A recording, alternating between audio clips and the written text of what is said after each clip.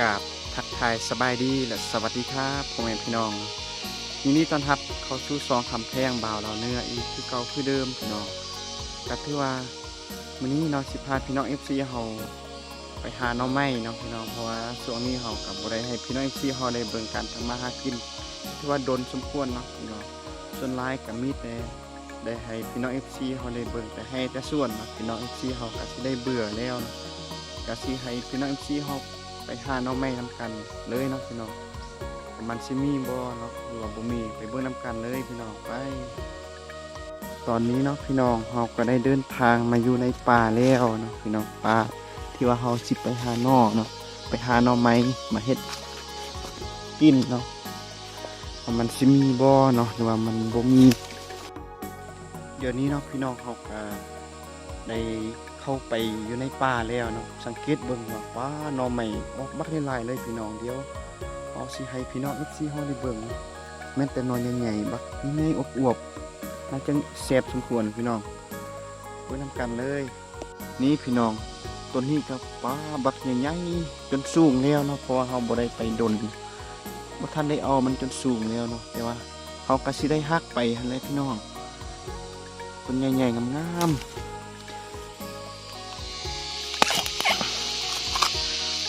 งามสมควรพี่น้อง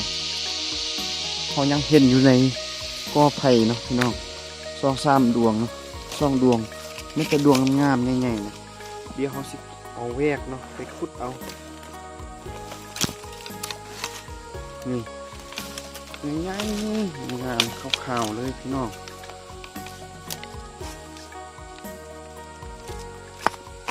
เขาก็สิหักแล้วจึงไปปอกที่ลุ่มเนาะพี่น้อง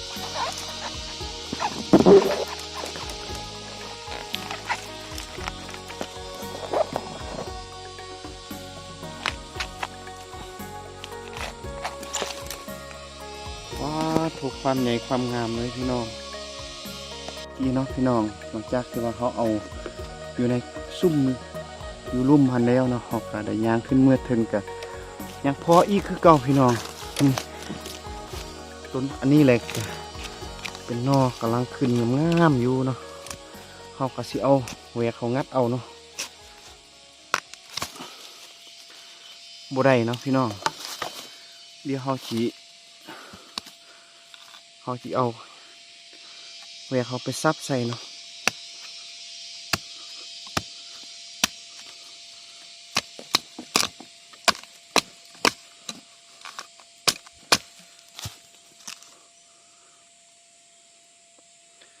อ่อนๆงามๆอยู่เนาะพี่น้อง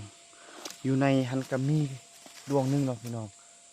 กำลังงามขาวๆอยู่เดี๋ยวเขาสิ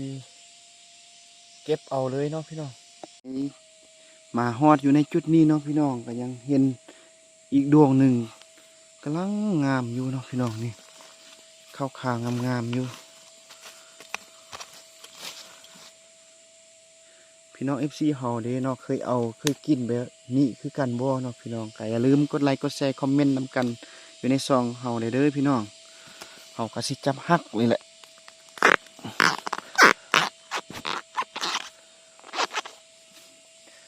ป้อความใหญ่ความงามเลยพี่น้อง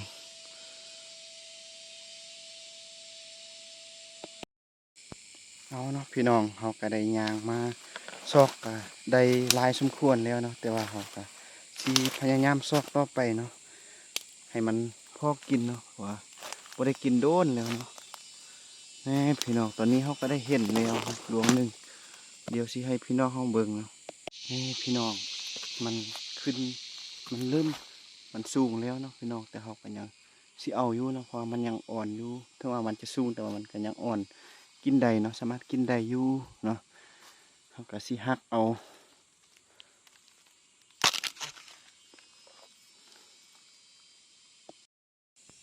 เนาะพี่น้องหลังจากที่ว่าเขาไปอยู่ในป่าทางลังหันแล้วเนาะก็ได้น้อยนึงเนาะได้พอกินแล้วเขาก็ยังสิซอกอีกเนาะเพราะว่าเขาสิออกจากนี้แล้วเขาสิย่างไปทางลุ่มเบิ้งเนาะทางลุ่มก็น่าจะมีอยู่เพราะว่ากอไผ่เนาะใหญ่ๆซุ่มใหญ่อยู่น่าจะมีคือกันเดี๋ยวสิให้พี่น้องเขาเบิ้งเนาะ ประมาณนี้พี่น้องเฮากะสิเข้าไปซอกเบิ่งอยู่ในซุ่มนี้เนาะว่ามันสิมีบ่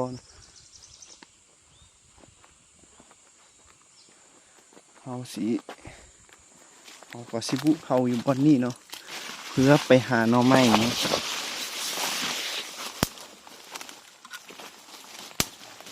นี่พี่น้องพ่อแล้วพี่น้องนี่มันกำลังขึ้นยังอ่อนๆอยู่เนาะ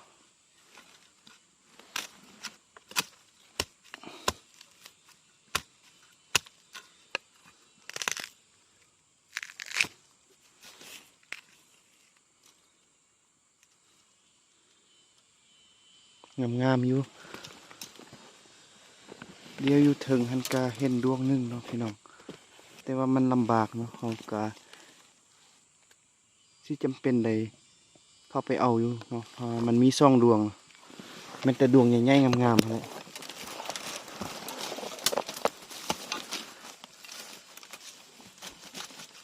นี่พี่น้อง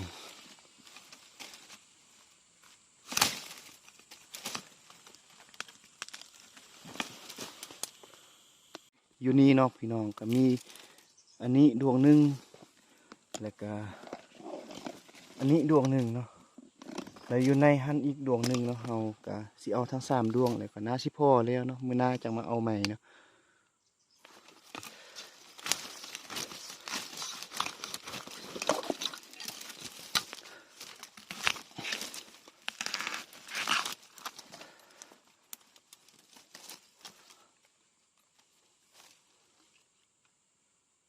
งามๆขาวๆเลยพี่น้องน่าจะแซ่บอีหลีพี่น้องเอ้ยป้าโทพี่น้องมาฮอดจุดนี้ก็เดียวเนาะต้นเดียวมันออกอยู่ใน3หน่อเนาะพี่น้องป้าโทแม่นแต่หน่อใหญ่ๆงามๆสูงๆเนาะทางในก็น่าจะมีอยู่เนาะแต่ว่ามันมืดเนาะเฮาก็มาแรงได้เนาะก็สิบ่เห็นเฮาจำเป็นได้เอาแต่อยู่นอกพี่เนาะมื้อหน้านี่พี่น้องความใหญ่ความงามนะเอาเนาะพี่น้องหลังจากที่ว่าเฮาเข้าไปอยู่ในป่าแล้วเนาะเอานอกก็ถือว่าได้หลายพอสมควรเนาะพี่น้องตัวยุ่งก็บ้าบักหลายเลยพี่น้องเฮาเอาแบบไว้ๆเนาะยานยุ่งกัดเกิดมันอาจสิเป็นอันตรายต่อสุขภาพของเฮาเนาะพี่น้องเดี๋ยวนี้เฮาสิให้พี่น้องเฮาได้เบิ่งเนาะที่เฮาได้มื้อนี้เนาะว่ามันน้อยหรือหลายส่ำใดเนาะเบิ่งนำกันเลยพี่น้องกะสิประมาณนี้แหละพี่น้องเพราะว่าเฮาเอาแบบฟาวเนาะเพราะว่ามันค่อนข้างค่ำแล้วเนาะมันมืดแล้วเฮามาแรงโพดเนาะมื้อนี้ก็ได้สำนี้ก็ถือว่าพอกินแล้วเนาะพี่น้องดวงใดก็บ่ดวงใหญ่ๆกำจนบ่ทอบเลยพี่น้องก็ได้หลายสมควรเนาะพี่น้องพอกินแล้วก็สิประมาณนี้แหละเอาเนาะพี่น้องหลังจากที่ว่าเฮาหาหน่อแล้วเนาะพี่น้องก็ได้เป็นธงของเฮาแล้วเนาะเฮาก็สิได้กลับบ้านกลับเพื่อนเพราะว่าเบิ่งสภาพก็เบิ่งฝนที่ตกเนาะเพราะมันบ่ได้ตกดนมืดอึมครึมอยู่เนาะพี่น้องแล้วเนาะสุดท้ายนี้พี่น้องเฮาก็ขอฝากซองอีกคือเก่าคือเดิมหั่นแหละพี่น้องเพราะว่าจะเป็นคนลาวคนไทยคนพิเศษก็แล้วแต่เนาะเพราะว่าจะเป็นฝรั่งอังกฤษสหรัฐอเมริกาแคนาดาเนาะที่ว่าได้เห็นคลิปของเฮาแล้วก็อย่าลืมกดไลค์กดแชร์กดติดตามให้กันเด้อพี่น้อง